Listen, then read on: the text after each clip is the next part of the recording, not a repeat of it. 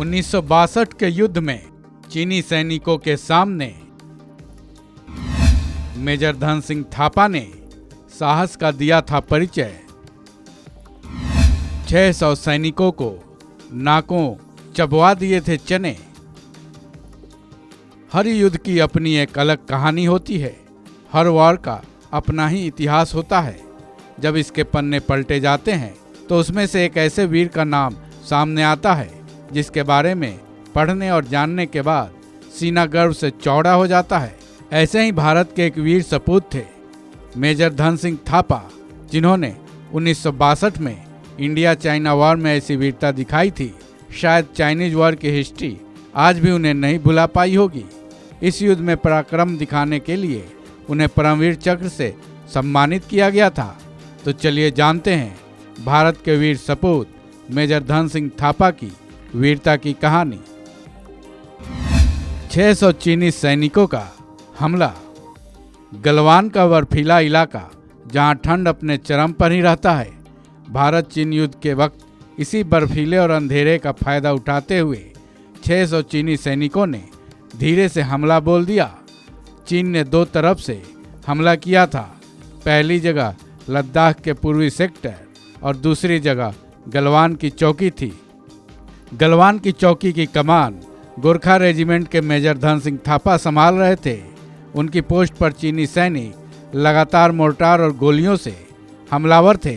चीन की इस घुसपैठ को रोकने के लिए भारतीय सेना फॉरवर्ड पॉलिसी लागू कर रखी थी। फॉरवर्ड पॉलिसी का मतलब ये था कि चीन के सामने छोटे छोटे पोस्ट बनाए जाएं ताकि वो आगे न बढ़ पाएं। इन्हीं पोस्ट्स के आगे की चौकी पर मेजर धन सिंह थापा तैनात थे। आसमान से बरस रहे थे आग के गोले। चीन की तरफ से चुपके से हमला करने का अंदेशा मेजर धन सिंह थापा को पहले से ही था, जो कि सच साबित हुआ। 20 अक्टूबर 1962 की सुबह 4:30 बजे चीनी सैनिकों ने हमला बोला था। इस हमले को लेकर वो अपने सैनिकों को आगाह भी कर चुके थे। इधर चीनी सैनिक आगे की तरफ बढ़ते ही जा रहे थे और आर्टिलरी और मोर्टार से हमला करते जा रहे थे। करीब 2.5 घंटे तक आसमान से आग के गोले बरसते रहे। चूंकि वह ऊंचाई पे थे और भारतीय सैनिक निचले इलाके में, इसलिए उनको जवाब दे पाना कठिन था। और तो और इंडिया के बंकरों पर चीनी सैनिक अपनी सीमा के अंदर से ही तोप से शेलिंग भी कर रहे थे। चीनी सैनिकों ने जब शेलिंग बंद की, तब तक चीनियों के साथी सैनिक मेजर धन सिंह थापा की पोस्ट से महज 140 मीटर ही दूर थे। मेजर धन सिंह थापा ने चीनी सैनिकों से लिया लोहा। चीनी सैनिक जब मेजर धन सिंह थापा की पोस्ट के काफी नजदीक पहुंच चुके थे, तब भी ना तो वो डरे और ना ही उनके सैनिक। इतनी ज्यादा संख्या में चीनी सैनिकों का मेजर थापा और उनके सैनिकों ने जमकर मुकाबला किया। चीनी सैनिकों पर मेजर थापा के दल ने ऐसा पलटवार किया जिसके बारे में वो सोच भी नहीं पाए होंगे। उन्होंने लाइट गन से चीनियों पर हमला किया। फिर भी चीनी सैनिक आगे बढ़ते ही जा रहे थे। इस दौरान भारतीय सेना के कई जवान शहीद और घायल हो गए। जब चीनी सैनिक बम फेंकते और गोलाबारी करते हुए पोस्ट के 50 मीटर के करीब पहुंचे, तब मेजर धन सिंह थापा ने लाइट मशीन गन लिया और सामने से उनसे भिड़ गए।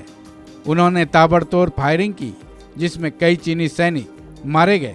इस दौरान चीनी सैनिकों ने 3 बार हमला किया था, जिसमें दूसरे हमले तक भारत के महज 7 सैनिक ही जिंदा रह गए थे और तीसरे हमले तक 3। हथियार खत्म होने पर खुकरी लेकर टूट पड़े। चीनियों के तीसरे हमले के बाद जब उनके दल में 3 ही जवान जिंदा रह गए, तब वो बंकर से बाहर निकले और खंदकों की आड़ में चीनियों की तरफ बढ़ने लगे। उनके हाथों में खुकरी थी, जिससे उन्होंने कई चीनी सैनिकों को मार गिराया।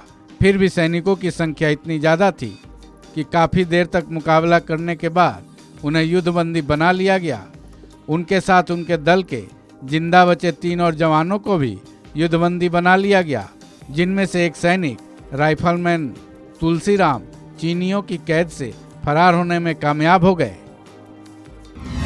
परमवीर चक्र से सम्मानित। इधर भारतीय सेना ने ये समझ लिया था कि चीनियों के साथ लोहा लेते हुए मेजर धन सिंह थापा शहीद हो गए, लेकिन काफ़ी बाद में सूचना मिली कि न सिर्फ वो जिंदा हैं बल्कि चीनियों ने उन्हें युद्धबंदी बना रखा है। मेजर थापा को नवंबर 1962 के बाद चीनियों ने रिहा कर दिया। फिर उसी साल यानी 1962 में ही मेजर धन सिंह थापा को परमवीर चक्र से सम्मानित किया गया। बता दें कि मेजर धन सिंह थापा शिमला में जन्मे थे। उनका जन्म 10 अप्रैल 1928 को हुआ था। वहीं 1949 में मेजर धन सिंह थापा भारतीय सेना के गोरखा राइफल्स की पहली बटालियन में शामिल हुए थे। इस खबर में बस इतना ही। बाकी अपडेट्स के लिए जुड़े रहिए वन इंडिया के साथ।